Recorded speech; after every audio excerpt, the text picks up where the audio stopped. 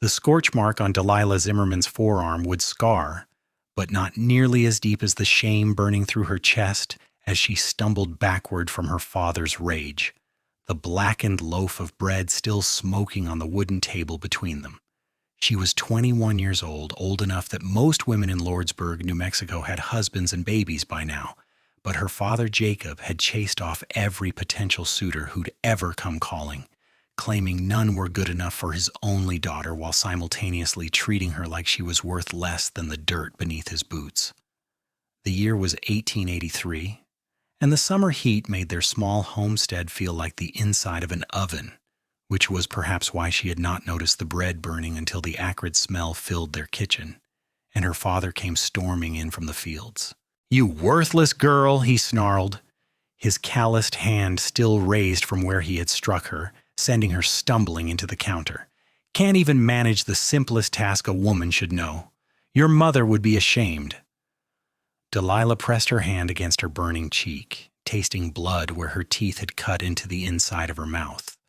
Her mother had died bringing her into this world, a fact her father reminded her of whenever his temper flared, as though she had personally chosen to survive at her mother's expense. She wanted to say that the fire had been burning too hot, that the wood he had chopped was too dry and made the temperature impossible to regulate, but she had learned years ago that explanations only fueled his anger.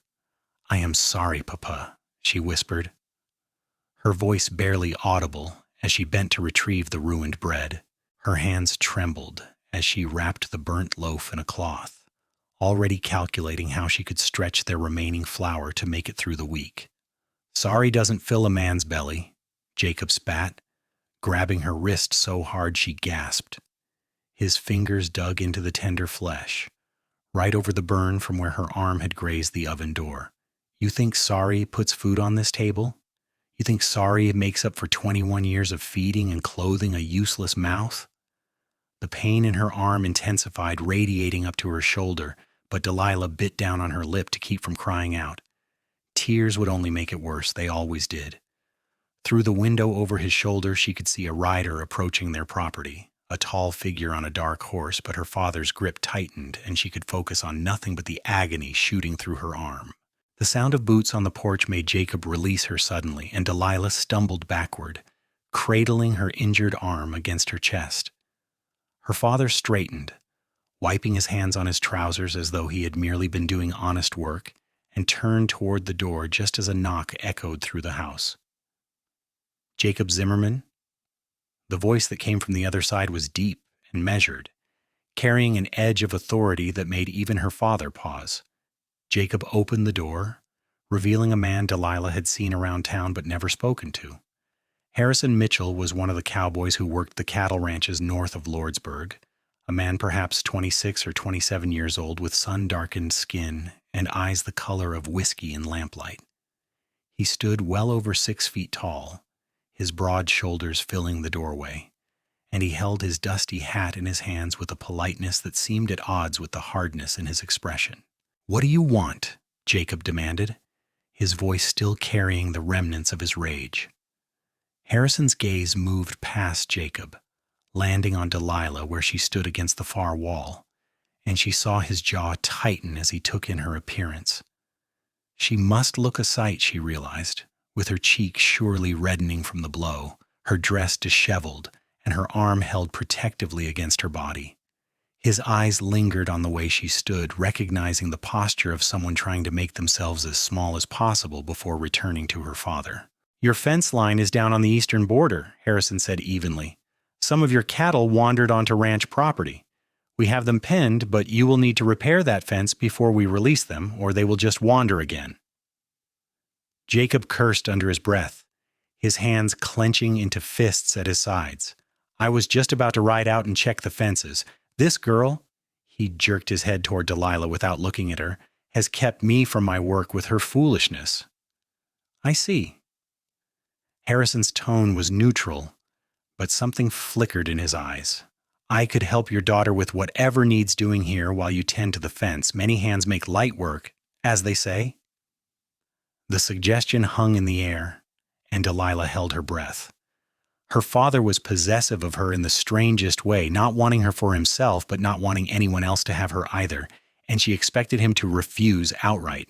But the lure of getting his cattle back and the fence repaired clearly outweighed his usual suspicion. "Fine," Jacob grunted, "but you keep your distance, cowboy. I know your type, always sniffing around decent women." He grabbed his own hat from the peg by the door and his work gloves from the table, not sparing Delilah a single glance as he strode out of the house. They heard him saddle his horse and ride off, the sound of hoofbeats fading into the afternoon heat.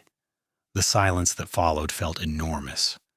Harrison remained in the doorway, making no move to enter uninvited, and Delilah realized she was still pressed against the wall like a frightened animal. She forced herself to straighten, to lower her arm from where she clutched it to her chest, though the movement sent fresh waves of pain through the burn. "Miss Zimmerman," Harrison said quietly, finally stepping inside but leaving the door open, a gesture she recognized as both proper and reassuring. "Would you permit me to look at that arm?" "It is nothing," she said automatically, the lie so practiced it came without thought. "I just brushed against the oven. It happens." He moved slowly, telegraphing every motion as he crossed the small kitchen and pulled out one of the rough-hewn chairs from the table. "Would you sit, please? I have some experience with injuries from working the ranch. That burn needs tending, and I would wager there is more damage than what I can see." Something in his voice, gentle but firm, made her legs move of their own accord. She sank into the chair, exhausted in a way that had nothing to do with physical labor. Harrison pulled another chair close and sat, making himself lower than her eye level, and held out his hand palm up in an invitation rather than a demand. "May I?" he asked.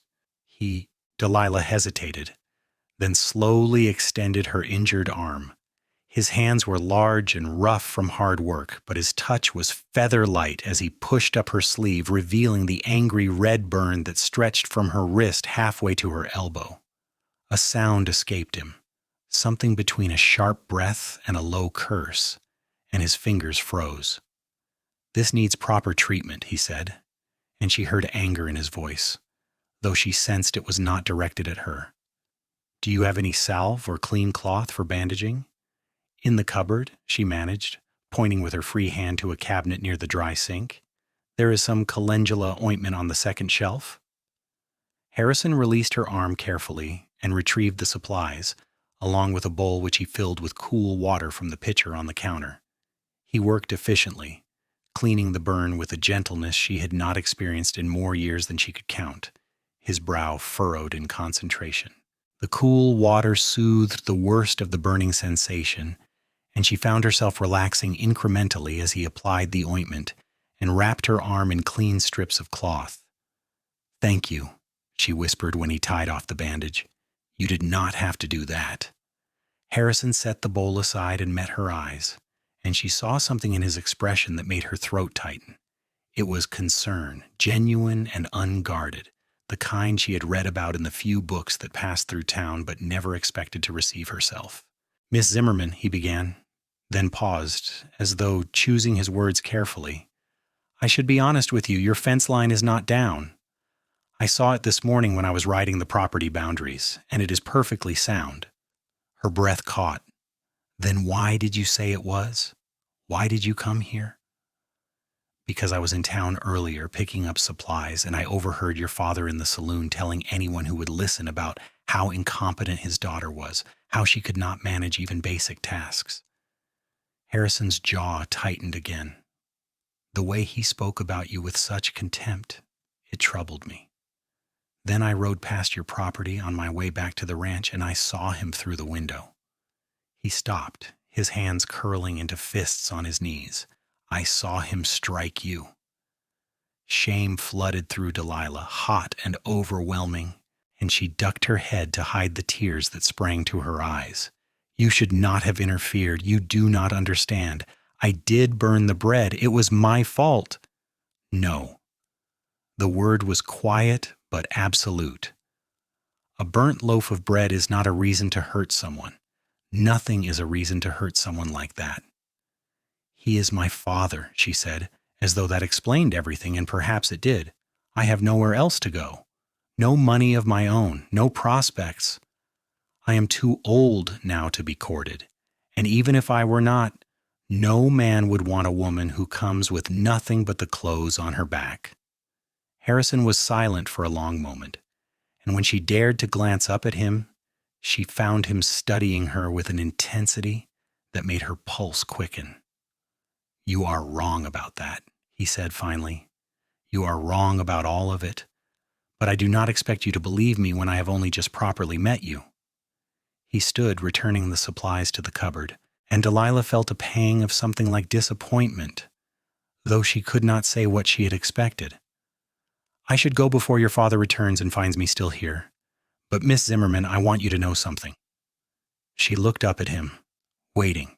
"If you ever need help, if things ever become too dangerous or too much to bear, the ranch where I work is 5 miles north on the main road.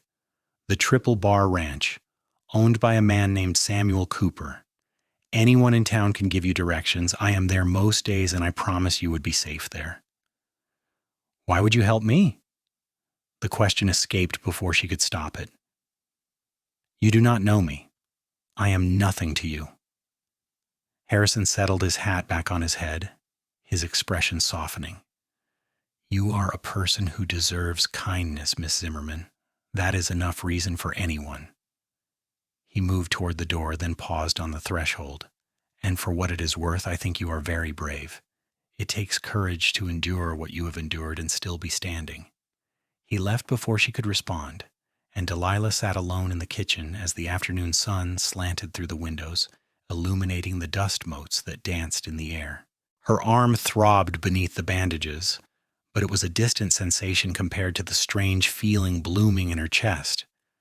No one had ever called her brave before. No one had ever offered her help without expecting something in return.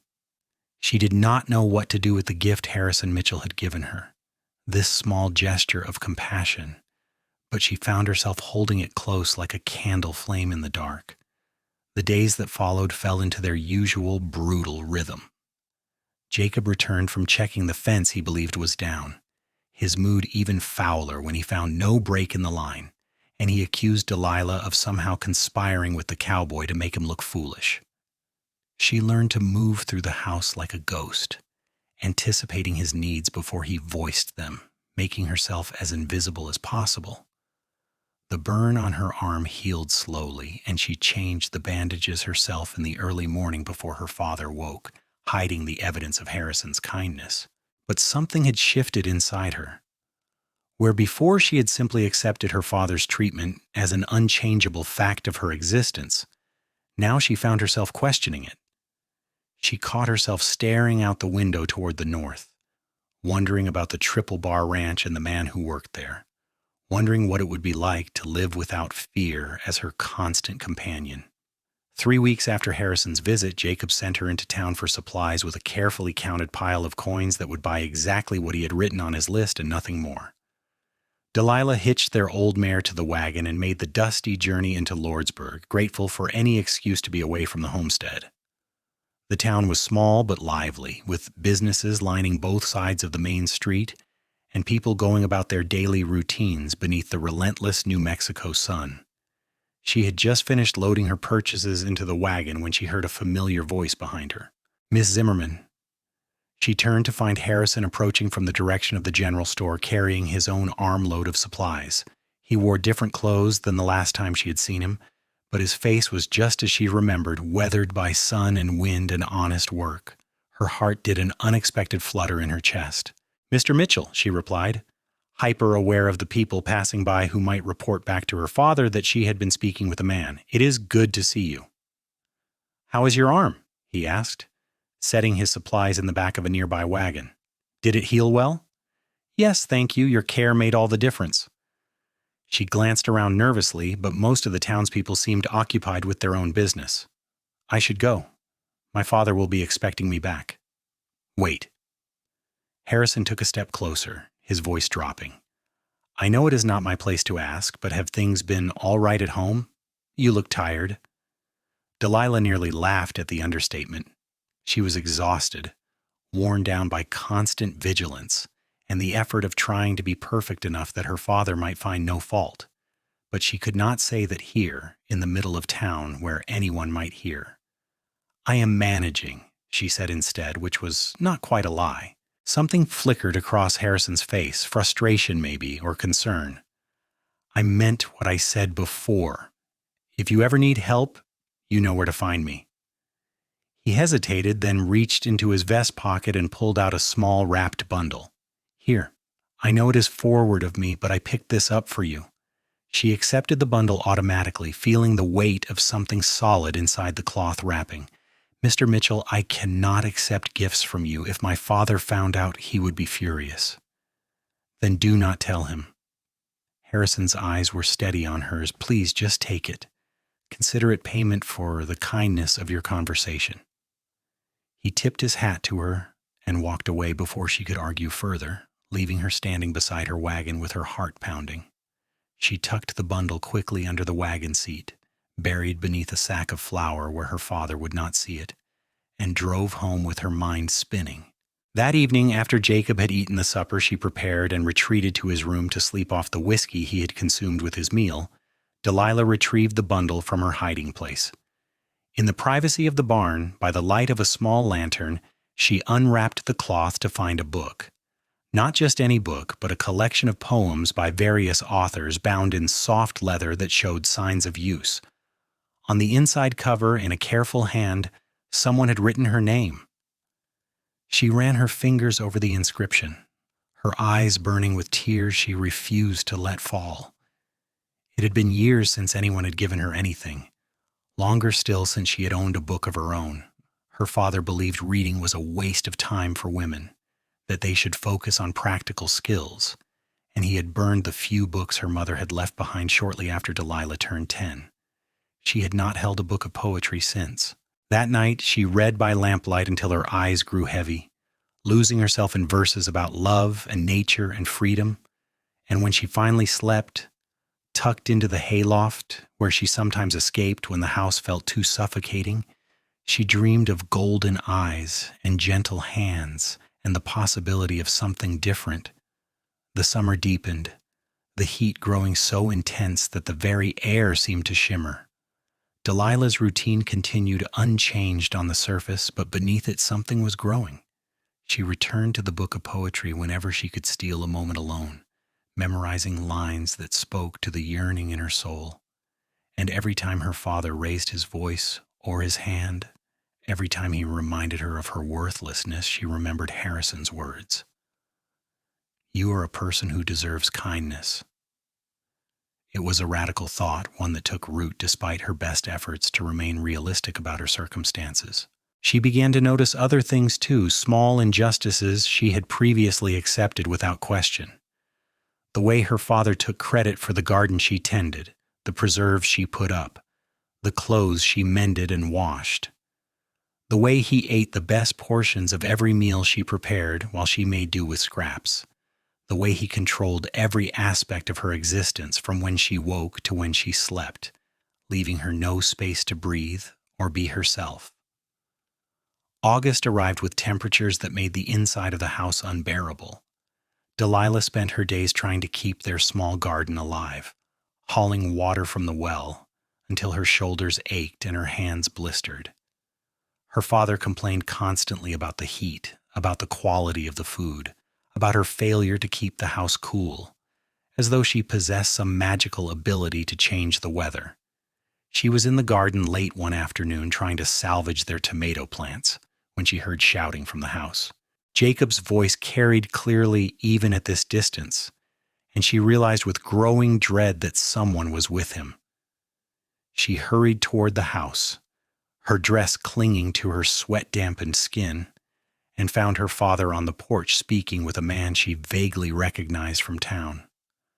"I do not care what your interest is," Jacob was saying, his face red with more than just heat. "She is not available for courting. She is needed here." The other man, who looked to be in his 50s with a paunch that spoke of prosperous living, shook his head. "I am offering a fair arrangement, Zimmerman. I would pay you well for her hand, and she would want for nothing as my wife." Delilah froze at the bottom of the porch steps, horror washing over her. The man was Ernest Dalton, owner of one of the larger ranches in the area, and a widower whose first wife had died under suspicious circumstances that the law never quite investigated. He was known for his temper and his fondness for drink, and the thought of being bound to him made her stomach turn. "Not interested," Jacob said, but she could hear the hesitation in his voice. "I need her here." "I am offering $200, Ernest pressed. "That is more than generous for a woman her age. She is past her prime, Zimmerman. This may be your best offer." $200. She watched her father's expression shift, saw the calculation in his eyes as he weighed the money against his need to have someone cooking and cleaning for him. The fact that he was even considering it made something inside her crack. "I will think on it," Jacob said finally. "Give me a week to decide." Ernest nodded, satisfied, and tipped his hat. His eyes found Delilah as he descended the stairs, raking over her in a way that made her skin crawl. "I look forward to your answer," he said, and there was a possessiveness in his tone that told her he already considered the matter settled. After he left, Jacob turned to her with an expression she could not quite read. "Get inside and start supper, and do not burn anything tonight, girl. I need to think." She moved through the motions of preparing their evening meal, her hands shaking so badly she nearly dropped the knife she was using to cut vegetables. $200. That was what her father considered her worth, a price on her head like she was livestock to be sold to the highest bidder. And Ernest Dalton was not a man she could ever imagine growing to care for, let alone love. She had heard rumors about how he treated his first wife, whispers that suggested her death had not been the accident he claimed. That night, after her father went to bed, Delilah sat at the kitchen table and faced the truth she had been avoiding. She could not stay here. Whether Jacob accepted Ernest's offer or not, her life in this house was untenable. She thought of Harrison's invitation, his promise that she would be safe at the Triple Bar Ranch, and for the first time she allowed herself to seriously consider it. Leaving would mean defying her father, walking away from the only home she had ever known with nothing but the clothes on her back. It would mean relying on the kindness of a man she barely knew, trusting that his offer had been genuine. It would mean taking control of her own life in a way that terrified her. But staying meant accepting whatever future her father chose for her, whether that was marriage to Ernest Dalton or more years of serving as an unpaid servant and target for Jacob's rage. She made her decision in the dark hours before dawn, when the house was silent and the world felt full of possibility. She would leave. Not today, not tomorrow, but soon. She would need to prepare to gather what few belongings she could call her own, to choose a moment when her father would be away from the homestead long enough that she could reach the ranch before he noticed her absence. The next few days passed in a haze of planning and anxiety. She packed a small bundle with her spare dress, the book of poetry, and a few other essentials, hiding it in the barn where her father would not find it. She memorized the directions to the Triple Bar Ranch, asking subtle questions in town when she made her weekly supply run. And she waited for the right opportunity. It came on a Wednesday morning, 6 days after Ernest Dalton's visit. Jacob announced at breakfast that he needed to ride to Deming, a town about 60 miles west, to conduct some business that would keep him away overnight. He had not yet given Ernest his answer, and Delilah suspected he was stalling in hopes of negotiating a higher price. The thought made her feel ill, but it also gave her the opening she needed. She prepared food for his journey, playing the dutiful daughter one last time, and watched him ride off with a mixture of relief and terror. As soon as he disappeared from view, she ran to the barn and retrieved her bundle. Her hands shook as she saddled the old mare, hoping her father would forgive her for taking the horse once he calmed down enough to think rationally. She left a note on the kitchen table, brief and to the point. "I cannot marry Ernest Dalton. I am sorry. Do not look for me." Then she climbed into the saddle and turned the horse north toward the ranch and the cowboy who had shown her kindness, and she did not look back. The 5-mile ride felt eternal. Delilah kept expecting to hear hoofbeats behind her, kept imagining her father somehow discovering her absence and riding after her in a fury. The August sun beat down mercilessly, and sweat soaked through her dress by the time she spotted the buildings of the Triple Bar Ranch in the distance. They sat in a valley with better water than the area around her father's homestead, and she could see cattle grazing on hillsides that held more vegetation than she was used to seeing. As she rode into the ranch yard, several cowboys stopped their work to stare at her. She must have looked a sight, dusty and disheveled and alone, but she forced herself to sit straight in the saddle. "I am looking for Harrison Mitchell," she called out to the nearest man who was working on repairing a section of fence. "Is he here?" The cowboy nodded toward the barn. "In there, tending to one of the horses. But miss, maybe I should get the boss first and you can tell him what you need. Please, I need to speak with Mr. Mitchell." She heard the desperation in her own voice and hated it, but she could not seem to control it. "It is important." The cowboy must have heard something in her tone that convinced him, because he set down his tools and went into the barn. A moment later, Harrison emerged, and the relief that flooded through her at the sight of him was so intense her vision blurred. He took one look at her and crossed the distance between them in quick strides. "Delilah." Her first name sounded different on his tongue, intimate and concerned. "What happened? Are you hurt?" She dismounted clumsily, her legs shaking from the ride and the adrenaline that had been keeping her upright. "You said I would be safe here. You said if I needed help, I could come here. Did you mean it?" "Of course I meant it." Harrison reached out as though to steady her, then seemed to think better of it and let his hands drop. "Tell me what happened." The words tumbled out in a rush. "My father is trying to sell me to Ernest Dalton. A man from town. He offered money for my hand in marriage, and my father is considering it. I cannot marry that man. I cannot go back there. I know I have no right to ask this of you, but I have nowhere else to go, and you were kind to me, and I thought maybe I hoped." She ran out of breath and words at the same time, and Harrison's expression had gone hard in a way that reminded her he was not just kind, but dangerous when he needed to be. "Ernest Dalton? The rancher whose wife died last year under questionable circumstances?" "Yes." She wrapped her arms around herself, suddenly cold despite the heat. "I left a note. My father will look for me when he returns, but he went to Deming this morning and will not be back until tomorrow. I am sorry to bring trouble to your door. I just did not know where else to turn." "You brought no trouble. You did exactly the right thing." Harrison glanced toward the main house, a sprawling structure that looked well-maintained and prosperous. "Come on, you need to meet Samuel Cooper, the man who owns this ranch. He is a good man, fair and decent, and I know he will help." He led her toward the house, and she noticed how the other cowboys watched with curiosity but did not intrude. Harrison seemed respected here, she realized, his word carrying weight. They climbed the steps to the wide porch, and Harrison knocked firmly on the door. The man who answered was perhaps 50 years old, with graying hair and sharp blue eyes that took in the situation immediately. He looked from Harrison to Delilah and back again, his expression unreadable. "Sam, this is Delilah Zimmerman," Harrison said. "She needs help, and I told her she could find it here. May we come in?"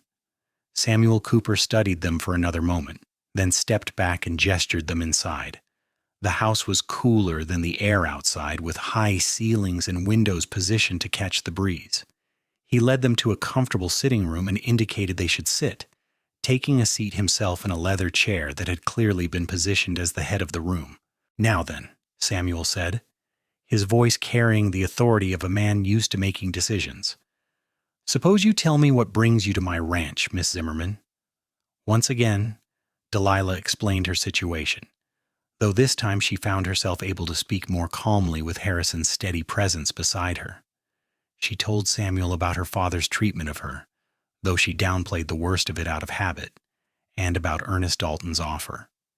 She explained that she had nowhere else to go and no means to support herself, but that she was willing to work for her keep if he would allow her to stay. Samuel listened without interrupting, his expression growing more troubled as her story unfolded. When she finished, he sat back in his chair and regarded her thoughtfully. "I know your father by reputation, Mrs. Fee," he said finally, "and I know Ernest Dalton as well. Neither man is someone I would wish on any woman of good character. He turned to Harrison. You have vouched for her by bringing her here. What are you proposing we do? Let her stay, Harrison said immediately. We have the space, and I know Martha has been saying she could use help with the cooking and housekeeping now that her arthritis is getting worse. Martha, Delilah would later learn, was Samuel's wife, a kind woman who managed the household. Miss Zimmerman is a hard worker, and she deserves a chance to build a life free from abuse. Her father will come looking for her, Samuel pointed out. Jacob Zimmerman strikes me as the type to make trouble when he does not get his way. Then we deal with that when it happens. Harrison's jaw was set in a stubborn line. But we do not send her back to him. Samuel studied them both for a long moment, and Delilah held her breath. Finally, he nodded. All right. Miss Zimmerman, you may stay here and work for the household. We will provide you room and board and a small wage for your labor. If your father comes calling, we will handle the situation as it arises. He stood, extending his hand to her. Welcome to the Triple Bar Ranch. The relief was so overwhelming she nearly wept as she shook his hand. Thank you, she managed. Thank you so much. I promise I will work hard. You will not regret this. I am sure I will not. Samuel's expression softened slightly. Harrison, why do not you help Miss Zimmerman get settled and then bring her to meet Martha? I suspect my wife will be glad of the company. As they left the main house, Harrison walking beside her toward a smaller building that served as housing for the household staff and female workers, Delilah felt as though she were moving through a dream. Everything had happened so quickly, and yet she found herself in a completely different world from the one she had woken up in that morning. A world where people offered help without expecting cruelty in return, where she might actually have a future beyond servitude and fear. Are you all right? Harrison asked quietly as they walked. I know this is a lot to take in.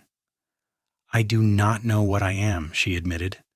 Relieved, terrified, grateful, all of it at once, I think. He stopped walking and turned to face her, his expression serious. I want you to know something, Delilah. You are safe here. Whatever happens, whatever your father tries to do, you will not be forced to go back to him or to marry Ernest Dalton. I give you my word. Why? The question she had asked before echoed between them again.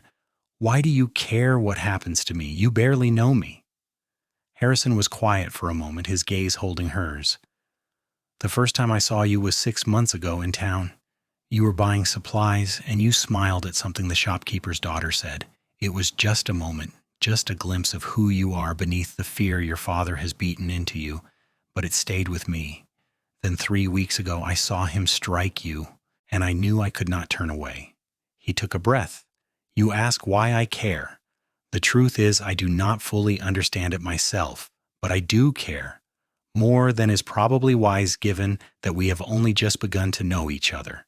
And I want you to know that you can trust me. Her heart was pounding so hard she was sure he must be able to hear it. No one had ever spoken to her like this before with such raw honesty. She did not know how to respond, what to say that would encompass the tangle of emotions his words stirred in her. I do trust you, she said finally. I came here, did I not? That took trust. Harrison smiled, and it transformed his whole face, softening the hard edges and making him look younger. That it did. Come on, let me show you where you will be staying. The room he led her to was small but clean, with a real bed, a chest of drawers, and a window that looked out toward the mountains. To Delilah, who had spent the last several years sleeping on a thin pallet in a corner of her father's house when she was not hiding in the barn, it seemed impossibly luxurious. I will leave you to settle in, Harrison said from the doorway. Martha will probably want you to start work tomorrow, so you have the rest of today to rest. Supper is served in the main house at 6, and you are welcome to join us. After he left, Delilah sank onto the bed and finally allowed herself to cry. They were not tears of sadness, though there was some grief mixed in for the father she wished she had, the childhood she had never been allowed to have. Mostly they were tears of relief and hope, and the overwhelming realization that her life had just changed in ways she could not yet fully comprehend. She had escaped. Against all odds, she had actually escaped. The next 3 weeks passed in a blur of new experiences and discoveries. Martha Cooper proved to be everything Harrison had suggested. A warm woman in her late 40s whose hands were indeed gnarled with arthritis, but whose spirit remained undimmed. She welcomed Delilah into the household with genuine kindness, teaching her the rhythms of running a ranch house and introducing her to the other members of the household staff. The work was hard but satisfying in a way Delilah's chores at home had never been. Here, her efforts were appreciated and acknowledged. When she prepared a good meal, people thanked her. When she mended clothing or cleaned a room, she received compliments. It was such a radical departure from her father's constant criticism that she sometimes struggled to accept the praise, convinced she must be doing something wrong. Harrison was present in her life, but not overwhelming, seeming to sense that she needed time to adjust to her new circumstances. He ate meals with the household, and sometimes they would talk in the evenings when the day's work was done, but he never pushed for more than she was comfortable giving. Their conversations ranged from the mundane details of ranch life to deeper topics like books and dreams and what they hoped for their futures. She learned that he had come to New Mexico from Texas 5 years earlier, following his older brother who had died in a riding accident shortly after they arrived. He had stayed on at the Triple Bar Ranch because Samuel Cooper treated his workers fairly and because he had found a sense of purpose in the work. He was 26 years old, had never been married, and was saving money with the vague idea that he might one day have his own small spread. In turn, Delilah shared pieces of her own story, finding it easier each time to speak honestly about her father's treatment and her mother's death. Harrison listened without judgment, and gradually she began to believe what he had told her that first day, that she deserved kindness, that her worth was not tied to her usefulness or her ability to please an impossible to satisfy parent. 3 weeks and 2 days after her arrival at the ranch, Jacob Zimmerman came calling. Delilah was in the kitchen when she heard the commotion outside, her father's voice raised in anger as he demanded to see his daughter. Her whole body went cold, her hands freezing in the midst of kneading dough for bread. All the safety she had felt, all the peace she had begun to build, shattered in an instant. Martha appeared in the doorway, her expression concerned but calm. "Your father is here," she said quietly. "Samuel and Harrison are speaking with him now. You do not have to see him if you do not want to, dear. No one will force you." But Delilah knew her father, knew that he would not leave without causing a scene, that his pride would not allow him to be denied. "I should go out there," she said, though her voice shook. "Maybe if he sees that I'm well, if I tell him myself that I will not return, he will leave." "You are braver than you know," Martha said, reaching out to squeeze her shoulder. "But if you go out there, I am coming with you. And you should know that every man on this ranch will stand between you and your father if needed." They walked out together, and Delilah found her father in the ranch yard surrounded by Samuel, Harrison, and half a dozen of the ranch hands. Jacob looked older than she remembered, his face haggard and his clothes unkempt, but his eyes held the same cold fury she knew so well. "There you are, girl," he spat when he saw her. "Get your things. We are leaving. You have caused me enough trouble with this foolish stunt." "I am not leaving, Papa." Her voice was steadier than she felt, bolstered by the solid presence of the people around her. "I am happy here. I have work and a place to stay, and I will not be coming back with you." "You do not get to make that choice." Jacob took a step toward her, and immediately Harrison moved to block his path. "Get out of my way, Cowboy. She is my daughter, and she belongs to me." "She is a grown woman with the right to choose her own path," Harrison said, his voice level but hard as stone. "And she has chosen to stay here. You need to accept that and leave." Jacob's face turned an ugly shade of red. "You did this. You put ideas in her head, turned her against her own father. I should have run you off my property when you first showed up sniffing around." "I did nothing but offer her the kindness she deserved," Harrison replied. If that was enough to make her leave you, perhaps you should consider what that says about how you treated her." For a moment, Delilah thought her father might actually attack Harrison. His hands clenched into fists, and she saw the rage building in him, the same fury that had preceded so many of his outbursts over the years. But Samuel stepped forward, and there was authority in his bearing that even Jacob could not ignore. "Mr. Zimmerman," Samuel said coldly, "your daughter has made her choice clear. She is an adult, free to live and work where she pleases, and she has chosen to remain here. Now you can accept that and leave peacefully, or I can have my men escort you off my property. Either way, you are leaving." "This is not over," Jacob snarled, but he was backing toward his horse. "A daughter belongs to her father until she is married, and I will see you in front of a judge if I have to. You cannot steal another man's property." "She is not property," Delilah said, surprised by the strength in her own voice. "I am not property, Papa. I am a person. And I am done letting you treat me as anything less." Something flickered in her father's eyes, something that might have been pain or regret, but it was quickly buried beneath anger. He mounted his horse roughly, jerking on the reins hard enough to make the animal toss its head. "You will regret this. When you are old and alone with no one to care for you, you will wish you had stayed where you belonged." He rode off in a cloud of dust, and Delilah stood watching until he disappeared from view. Her legs felt weak, her whole body trembling with the aftermath of adrenaline, but she remained upright. She had faced her father and stood her ground, and she was still standing. "Come on," Martha said gently, taking her arm. "Let us get you inside and make you some tea. You have had enough excitement for one day." But Delilah turned to Harrison first, meeting his eyes. "Thank you," she said, "for standing with me, for not letting him take me." "Always," Harrison said, and there was a promise in that single word that made her heart skip. "I meant what I said before. You are safe here. He cannot hurt you anymore." That evening, after the work was done and supper had been cleared away, Delilah found herself sitting on the porch of the main house with Harrison beside her. The sun was setting over the mountains, painting the sky in shades of orange and pink, and the air had finally cooled enough to be comfortable. They sat in companionable silence for a while, watching the light fade. "Are you all right?" Harrison asked finally. "Today was difficult." "I am better than I expected to be," Delilah admitted. "A month ago, if my father had come for me like that, I would have gone with him without question. I would not have believed I had any other choice, but being here, having people treat me with respect and kindness, it has changed something in me. I can see now that the way he treated me was not normal or acceptable. It was wrong." "It was very wrong," Harrison agreed, "and you were incredibly brave today, standing up to him like that." "I was terrified," she confessed, "but I was more terrified of going back to that life than I was of facing him."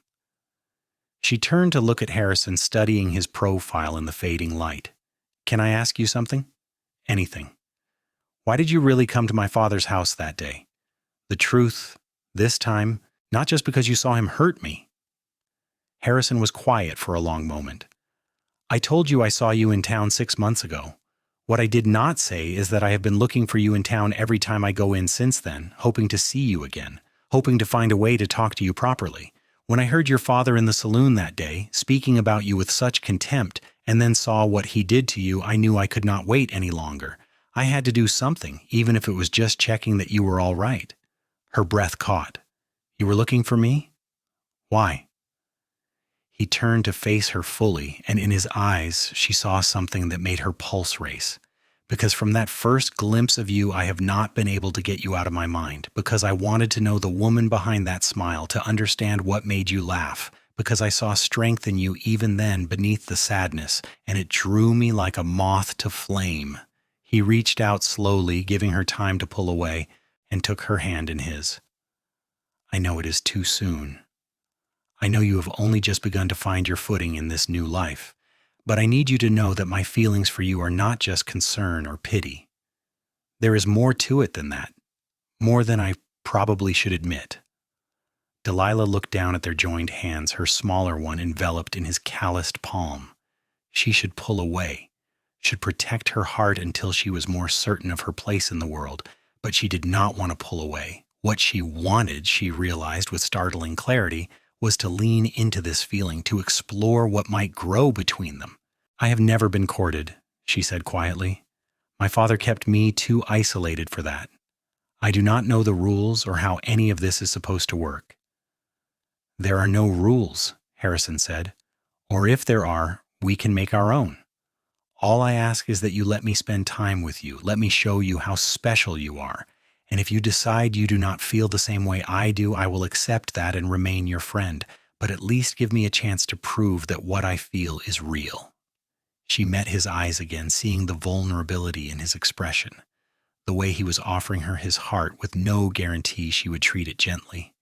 It was terrifying and exhilarating all at once. "I would like that," she said. "I would like to see where this might lead. But Harrison, I need you to understand something. I am still learning who I am, still figuring out how to be a person rather than just a target for someone else's anger. I might not be very good at this." "Then we will figure it out together," he said, and he smiled, that warm smile that made her feel safe and valued. "We have time. There is no rush." As the stars began to appear overhead and the night sounds of the ranch settled around them, Delilah felt something shift inside her chest. It was hope, real and tangible, the belief that her life might actually become something worth living. And sitting there with Harrison's hand in hers, she allowed herself to believe in possibility. The courting that followed was unlike anything Delilah had read about in books or heard other women describe. There were no formal dances or chaperoned outings, no carefully orchestrated meetings in parlors. Instead, it was woven into the fabric of daily life on the ranch. Harrison would seek her out in the evenings after work, and they would walk the property together, talking about everything and nothing. He brought her small gifts, wildflowers he found on the range or interesting stones from the creek, tokens that showed he was thinking of her. And slowly, carefully, they built something real between them. Martha became something of a surrogate mother to Delilah, teaching her not just housekeeping skills, but also the art of being a woman in control of her own life. She helped Delilah buy fabric and sew new dresses, something Delilah had not been allowed to do for herself in years. She taught her how to manage money, how to save the wages she was earning, and she offered advice about courtship and love with a gentle wisdom that came from her own happy marriage to Samuel. The other ranch hands accepted Delilah as part of their community, treating her with a respectful friendliness that she had never experienced before. She learned their names and their stories, shared meals and jokes with them, and gradually came to see them as something like a family. It was everything she had never had growing up, this sense of belonging to something larger than herself. As summer turned to fall and the brutal heat gave way to cooler temperatures, Delilah's relationship with Harrison deepened. They moved from hand-holding to stolen kisses in the shadows of the barn, from tentative touches to embraces that left her breathless and wanting more. He was always careful with her, always checking that she was comfortable, never pushing her further than she wanted to go. And that consideration, that respect for her boundaries, made her love him more each day, because she was in love with him. She could admit that to herself now, lying in her narrow bed at night and thinking about the way he looked at her, the way he made her feel seen and valued. It was nothing like what she had imagined love would be. No grand dramatic gestures or sweeping declarations. Instead, it was quiet and steady, built on trust and mutual respect, and it filled all the empty spaces in her heart. One evening in late October, as they sat together on a bench overlooking the ranch, Harrison took both her hands in his and looked at her with an intensity that made her pulse quicken. "I need to tell you something," he said, "and I want you to know that you do not have to respond right away. I'm not trying to rush you or pressure you into anything, but I cannot keep this to myself any longer." "What is it?" Her voice came out barely above a whisper. "I love you, Delilah."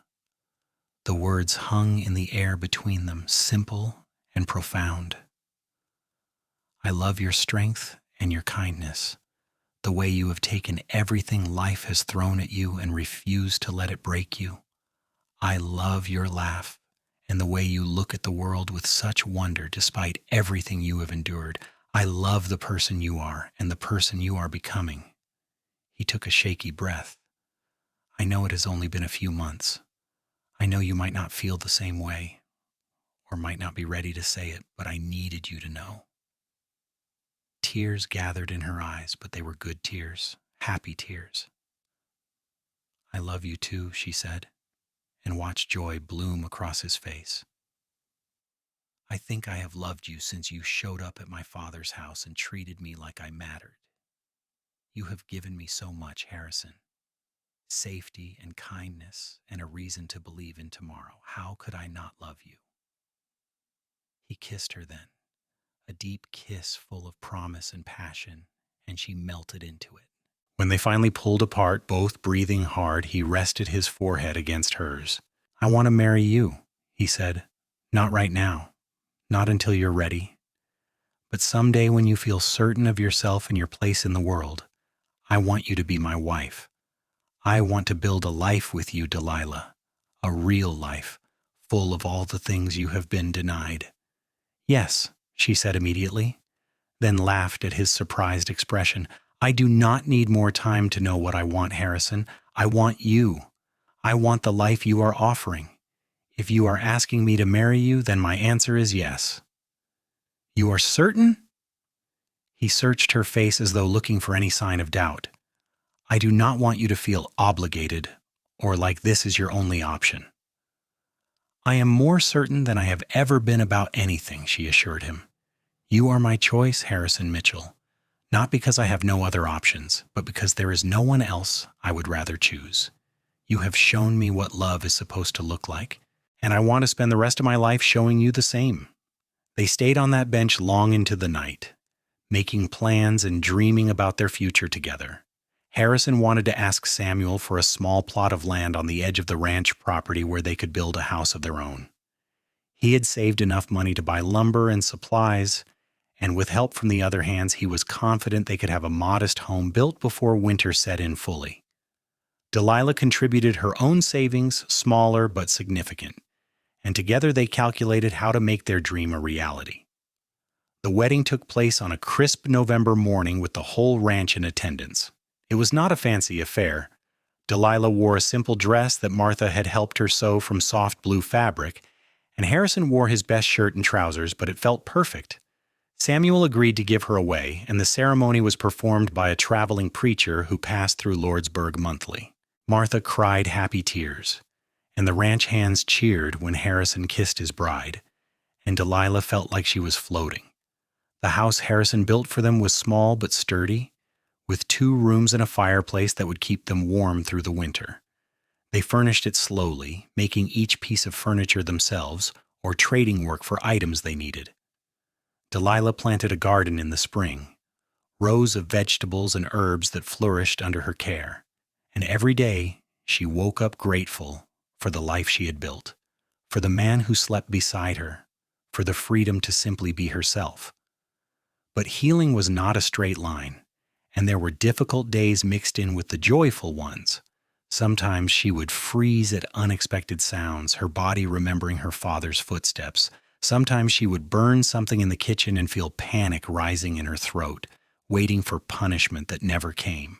Harrison learned to recognize these moments, learned to approach her slowly and remind her gently that she was safe, that mistakes were just mistakes and not crimes worthy of violence.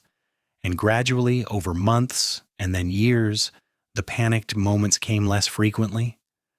Delilah learned to trust in the permanence of her new life, to believe that Harrison's love was not conditional on her perfect performance. She discovered parts of herself that had been buried under years of fear, a sense of humor, and a love of singing, and a curiosity about the world that her father had tried to crush. They heard news of Jacob occasionally through the town gossip. He had sold the homestead and moved into Lordsburg proper, taking odd jobs and drinking away his pay.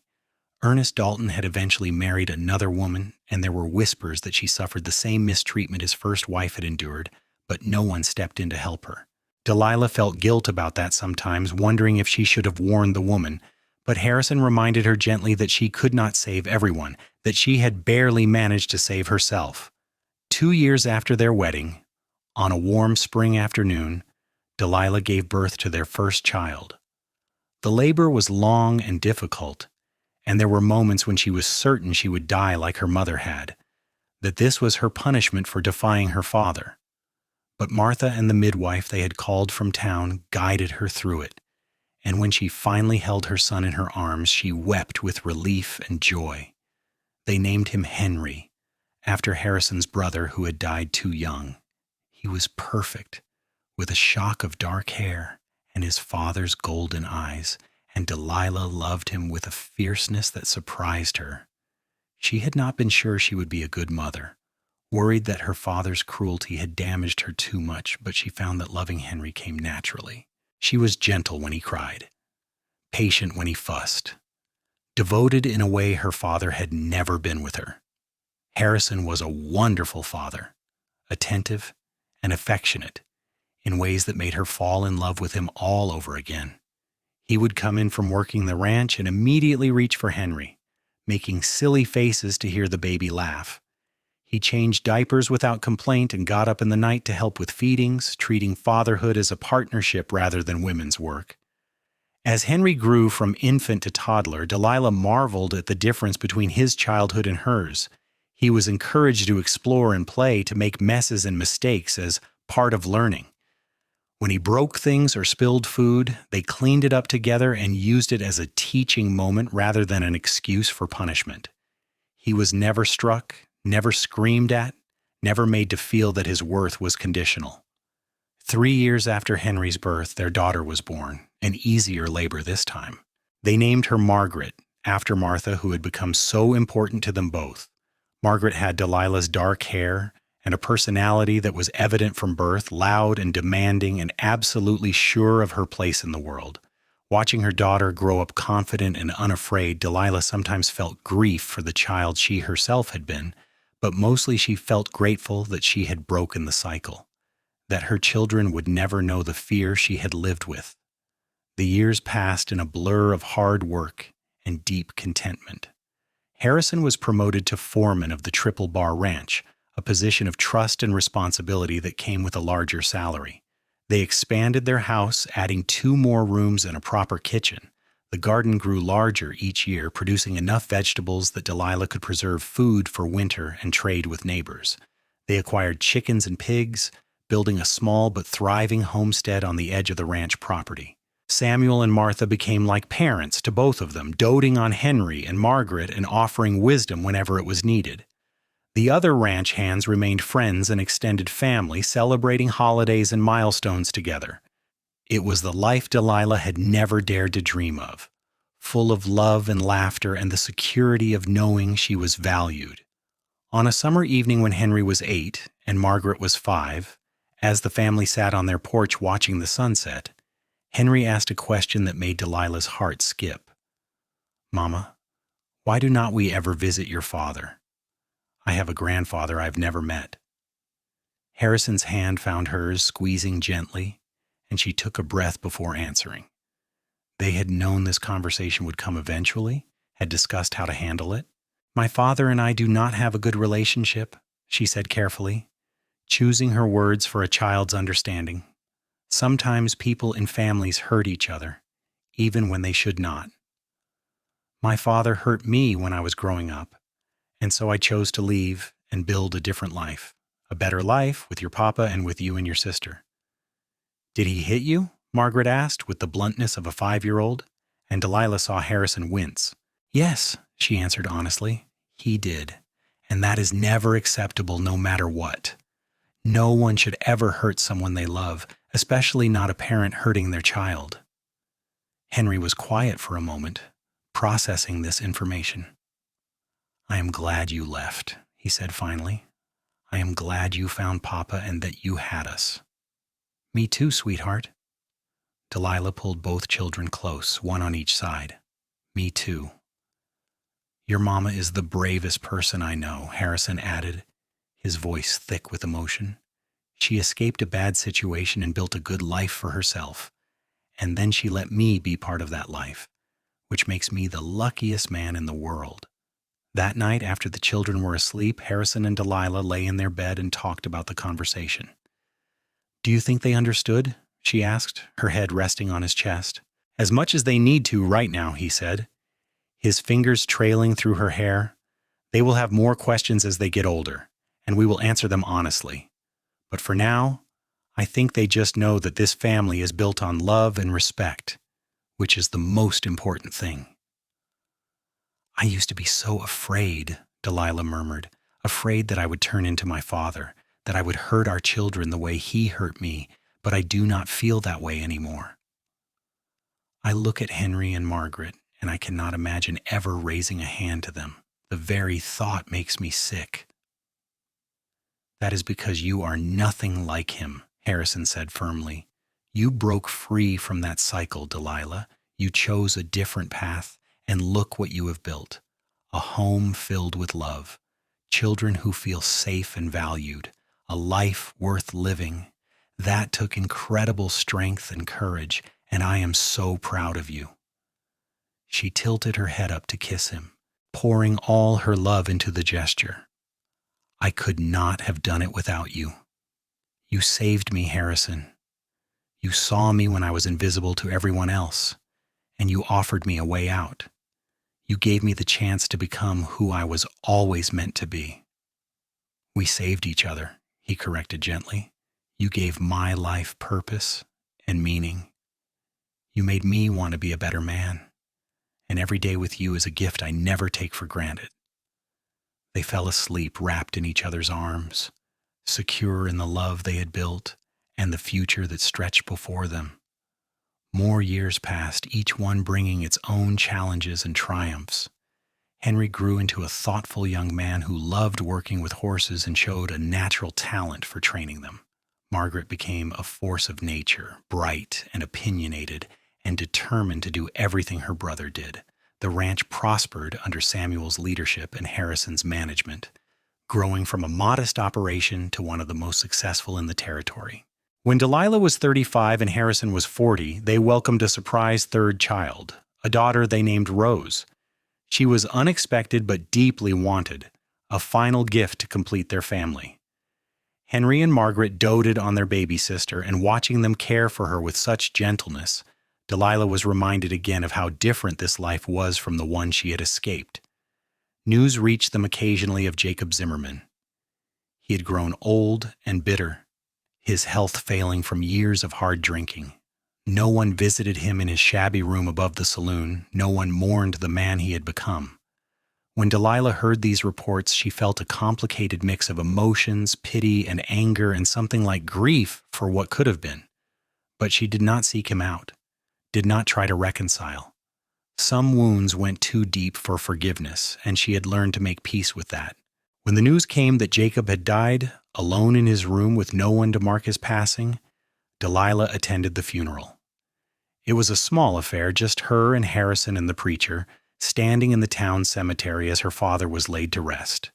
She did not cry, but she felt a weight lift from her shoulders, a final severing of the ties that had bound her to a painful past. "How do you feel?" Harrison asked as they walked back to their wagon afterward. "Free," she said simply. "I feel free." They drove home, to their children and their life, leaving the past buried where it belonged. Years continued to unfold like the pages of a book, each chapter full and rich. Henry married at 23, choosing a kind young woman who reminded Delilah of herself at that age, and they gave Delilah and Harrison their first grandchild. Margaret, true to form, announced at 18 that she was not interested in marriage yet, that she wanted to learn about ranch management and maybe even own her own property someday. Harrison supported her ambitions wholeheartedly, teaching her everything he knew and encouraging her dreams. Rose grew up sunny and sweet, the baby of the family who brought joy to everyone she met. She had a gift for growing things, and the garden flourished under her care, producing vegetables and flowers in abundance. On their 20th wedding anniversary, Harrison took Delilah back to the spot where he had first told her he loved her, the bench overlooking the ranch. They sat together as the sun set, their hands intertwined, and reflected on the life they had built. "Do you ever regret it?" Harrison asked. "Leaving your father's house? Taking the risk of coming here?" "Not for a single moment," Delilah said firmly. "That day I rode to this ranch was the day my real life began. Everything before that was just surviving. With you, I learned how to truly live." "I am so grateful you trusted me," Harrison said. "I am grateful for every day we have had together, for our children and grandchildren, for this beautiful life we have created." "I am grateful for you," Delilah said, leaning her head on his shoulder, "for your kindness and patience, for the way you loved me even when I did not know how to love myself. You taught me that I was enough, just as I was. You gave me the greatest gift anyone ever could, the belief in my own worth." They sat in comfortable silence as the stars began to appear. Two people who had found each other against the odds and built something lasting. The ranch stretched out before them, bathed in twilight, and Delilah felt nothing but contentment. The seasons turned, and the years kept coming. Harrison's hair went gray at the temples and lines deepened around Delilah's eyes, but their love never diminished. They grew old together with grace, supporting each other through aches and pains, celebrating their children's and grandchildren's milestones, building a legacy of love that would outlast them both. When Delilah was 53, Martha Cooper passed away peacefully in her sleep. The loss hit hard. This woman who had been mother and mentor and friend all rolled into one. The whole ranch mourned, but Delilah felt the absence most keenly. At the funeral, she spoke about how Martha had welcomed her when she had nowhere to go, how she had taught her what family was supposed to look like, how her kindness had changed everything. Samuel followed his wife 2 years later, and with his passing came changes for the ranch. His children, who had moved away years ago, wanted to sell the property. Harrison could have accepted the generous offer to stay on as foreman under new ownership, but he was 57 now and ready for something different. With savings accumulated over decades and the money from selling the house and land they owned, he and Delilah purchased a small ranch of their own, 50 acres with good water and grazing land. It was a new adventure in the autumn of their lives, building something from scratch with their children's help. Henry worked alongside his father, managing the cattle and horses. Margaret, now married herself with 2 children, served as the business manager, handling sales and purchases with shrewd intelligence. Rose tended to the crops and animals that sustained them. And Delilah, finally living on land that belonged to her and her family, felt a deep satisfaction that came from knowing they had created all of this through hard work and love. The ranch was called the Morning Star, named after the bright star that appeared at dawn, a symbol of new beginnings and hope. It was not as large as the Triple Bar had been, but it was theirs, a legacy they would pass down to their children and grandchildren. More grandchildren arrived over the years, filling the house with laughter and chaos. Delilah taught them to bake bread and tend gardens, told them stories about their family and the importance of kindness. Harrison took them riding and showed them how to work with animals, imparting wisdom earned through a lifetime of experience. And through it all, their love remained the foundation, the unshakable bedrock on which everything else was built. On a warm evening in June, when Delilah was 68 and Harrison 73, they sat on the porch of their ranch house watching the sun paint the sky in brilliant colors. They held hands the way they had for more than 40 years, comfortable in their silence and in each other's presence. "We did well, did we not?" Delilah said softly, watching their grandchildren play in the yard under their parents' watchful eyes. "We did more than well," Harrison replied. "We built something beautiful. A family rooted in love and respect, a place where people feel safe and valued. That is no small thing." "Do you remember the day I showed up at the Triple Bar Ranch?" Delilah asked. "Scared and alone, with nothing but a small bundle of belongings and a desperate hope that you had meant what you said?" "I remember every detail," Harrison said. "The way you looked, so brave despite your fear. the relief on your face when I promised you were safe. I knew that day that my life had changed, that you were the person I had been waiting for without knowing I was waiting." "You changed my life," Delilah said, squeezing his hand. "You showed me what love was supposed to be. Not control or cruelty, but partnership and respect. You gave me the space to discover who I was, and you loved what you found. How can I ever thank you for that?" "You thank me every day," Harrison said, his eyes warm with love. "By being who you are, by loving me as fiercely as I love you, by building this life with me. That is all the thanks I ever needed." As the sun dipped below the horizon and the children were called inside for supper, Delilah reflected on the long journey from that terrified young woman who had fled her father's house to the confident matriarch she had become. It had not always been easy.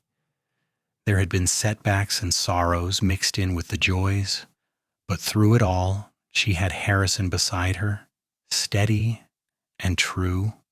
She thought about the burnt bread that had precipitated her escape, how such a small thing had been the catalyst for everything that followed. In a way, she was grateful for that ruined loaf, for the moment of courage it had sparked in her. Without it, she might have stayed in that house forever, might have married Ernest Dalton and lived a life of quiet desperation. Instead, she had taken a leap of faith and landed in the arms of a man who cherished her. "I love you," she said, the words as true now as they had been when she first spoke them decades ago. "I love you too," Harrison replied, pulling her close. "Always have, always will." They sat together as the stars appeared overhead, two souls who had found each other in the wild and untamed landscape of New Mexico and built a love story for the ages. And when they eventually made their way inside to join their family for dinner, they did so hand in hand, partners in every sense of the word, grateful beyond measure for the life they had created together. The years that followed were golden, full of the simple pleasures that come with a life well lived. They celebrated 50th and then 55th wedding anniversaries, surrounded by children and grandchildren and even a few great-grandchildren. The Morningstar Ranch continued to thrive under their family's management, a testament to what could be built when people worked together with love and purpose. Harrison's health began to fail in his late 70s, his body finally succumbing to decades of hard physical labor.